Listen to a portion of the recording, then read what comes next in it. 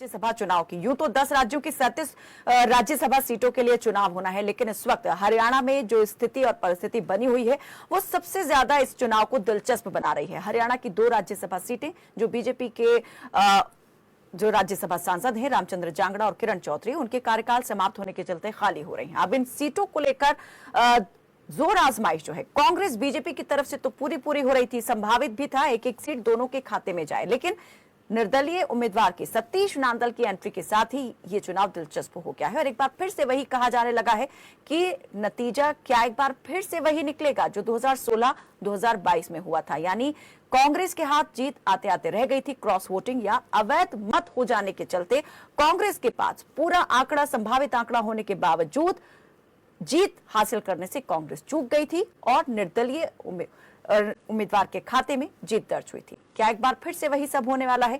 इन्हीं सवालों को लेकर चर्चा कर रहे हैं। और ये चुनाव कितना रोमांचक होने वाला है, क्या संदेश इस चुनावी जीत के बाद या हार के बाद जाने वाला है, इसका दूरगामी प्रभाव क्या रहेगा, इन्हीं तमाम चीजों को लेकर चर्चा कर रहे हैं। पैनल हमारे साथ जुड़ा हुआ है। सुरेंद्र भाटिया जी वह वरिष्ठ पत्रकार हमारे साथ जुड़े हैं। ब्रेक पर जाने से पहले भाटिया जी अपनी बात रख रहे थे। भाटिया जी चाहेंगे आप पूरी बात अपनी रखें, उसके बाद आगे बात करेंगे।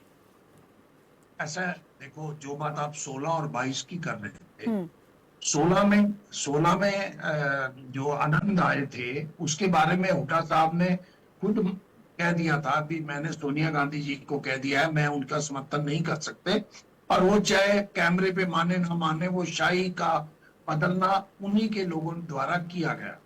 उसके बाद जो 22 में एक एब्सेंट हुआ और एक का वोट क्रॉस वोट हुआ, जिसके कारण अजय माकन चुनाव हार गए। उस समय जो है वो हुड्डा के समर्थकों ने और बाकी जो भी कांग्रेस थे, उस समय किरण चौधरी और कुलदीप बिश्नोई पर ये आरोप लगे थे। उसके बाद इस बार जो है वो आंकड़ा ज्यादा है, 1-2 लोगों को तोड़ा जा सकता है। लेकिन मेरा ये मानना है आज अगर सतीश नांगल को जीतना है तो उन्हें 2 वोट इनेलो के भी प्राप्त करने हैं। इनेलो कांग्रेस के साथ नहीं जा सकती, लेकिन भारतीय जनता पार्टी व इनेलो के बीच में लंबे समय तक समर्थन आपस में रहा है। 4 बार हरियाणा में सरकार आपस में बनी है। अटल बिहारी वाजपेयी की सरकार से लेके और सेंटर तक एक साथ रहे हैं।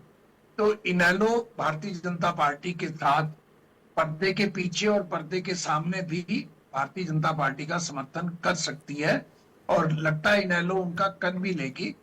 अगर इनेलो को ये लगेगा कि कांग्रेस में टूट हो रही है तो इनेलो वोट देगी, नहीं तो इनेलो भी एब्सेंट रहेगी। आप ये देख लेना, क्योंकि इनेलो को हर चीज का, इस चीज का इल्म होगा, और बातचीत, बड़े जो नेता है आपस में बातचीत करके सब कुछ करते हैं। खेला होने की संभावना मैं पिछली बार भी कह रहा था, इस बार भी कह रहा हूं, कम होगी। लेकिन तीसरे उम्मीदवार के बाद अगर कांग्रेस के 1-2 उम्मीदवार भी, 1-2 एमएलए भी क्रॉस वोट कर जाते हैं तो बदनामी किसकी होगी? कांग्रेस की होगी, हुड्डा साहब की होगी। क्योंकि हुड्डा साहब इस समय सर्वोच्च है और वही विपक्ष के नेता है। और भारतीय जनता पार्टी क्यों लेके आई है? क्योंकि इस उम्मीदवार को लेके, कर्मवीर बोध को लेके हुड्डा साहब को भी जानकारी नहीं थी, और ना कुमारी शैलजा का वो समर्थक है, ना रणदीप सुरजेवाला का है, ना हुड्डा साहब का है। तो भारतीय जनता पार्टी को लगा कि हुड्डा साहब शायद सपोर्ट कर जाएं, क्योंकि भारतीय जनता पार्टी व हुड्डा साहब के बीच में एक अंडरस्टैंडिंग का प्रूफ मिलता है। वो प्रूफ था जब दीपेंद्र हुड्डा खड़े हुए। कैनाथ जी याद करो, मनोहर लाल जी के शासन में 3 चुनाव हुए, जब उतने ही 31 ही एमएलए थे।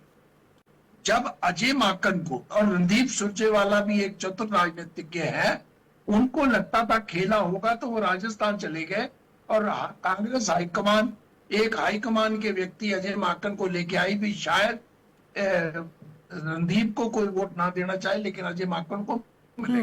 जब दीपेंद्र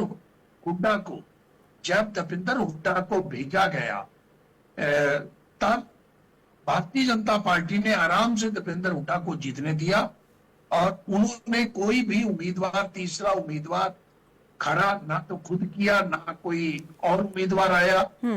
तो इस प्रकार लगता है इनके बीच में अंडरस्टैंडिंग कुछ थोड़ी बहुत, देखो बातचीत भी होती है और अंडरस्टैंडिंग भी होती है। लेकिन इस बार फिर मैं तो दोहराऊंगा, मैं निश्चित हूं कि 8 विधायक कांग्रेस के नहीं टूटेंगे। केवल भारतीय जनता पार्टी टेस्ट करना चाहती है कांग्रेस पार्टी कितनी इंटैक्ट है। क्या हुड्डा ये साहब को- स्थिति भूपेंद्र हुड्डा के लिए भी दो राय वाली स्थिति हो गई है? वो खुद नहीं चाहेंगे कि कांग्रेस का कैंडिडेट जो है हार जाए, क्योंकि जो तीसरे उम्मीदवार मैदान में खड़े हुए हैं सतीश नांदल, उनकी ही गढ़ से वो आते हैं और वहां से कोई एक मजबूत हथियार के तौर पर उनके अगेंस्ट खड़ा हो जाए या बन जाए, वो ऐसी स्थिति में नहीं जाना चाहेंगे, इसलिए वो भी पूरा जोर लगाएंगे इस बार कर्मवीर बौद्ध को जितवाने के लिए।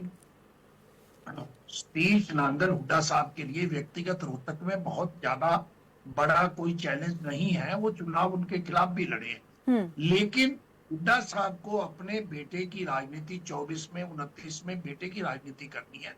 हुड्डा साहब किसी भी कीमत पे नहीं चाहेंगे कि कांग्रेस हाईकमान राहुल गांधी में व्यक्तिगत रूप से जो बातें कांग्रेस खेमे से आती हैं, राहुल गांधी हुड्डा साहब से बहुत ज्यादा खुश नहीं है।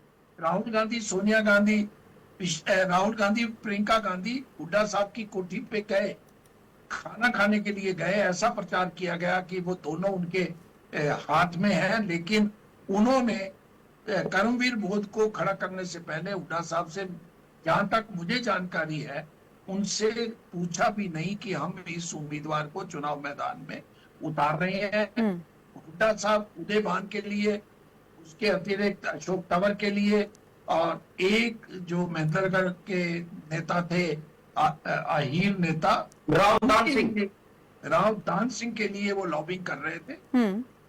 तो इसलिए कांग्रेस पार्टी के हाईकमान से जो उम्मीदवार आया है, अगर वो 37 वोटों के बाद भी हार के जाता है तो ये हार भी हुड्डा की होगी और जीत भी हुड्डा की होगी।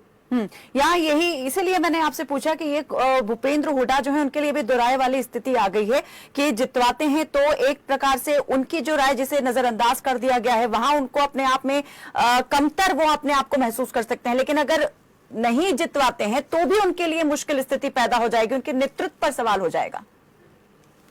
कैलाश जी, राष्ट्रीय दलों में आमतौर पे ऐसा होता है।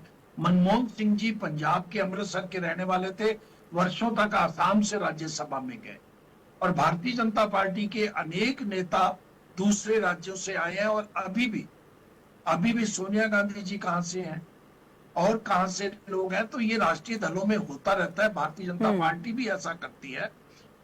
जैसा कि यहाँ बड़ी चर्चा का विषय है, हरियाणा में इस समय जो पब्लिक सर्विस मिशन के चेयरमैन है वो हरियाणा के है ही नहीं है। तो राष्ट्रीय पार्टियां एक दूसरे अपने नेताओं को एडजस्ट करती हैं। अब केरल के एक नेता को कहीं से लाके लिया गया, तो राष्ट्रीय दल ये ऐसा करते रहते हैं।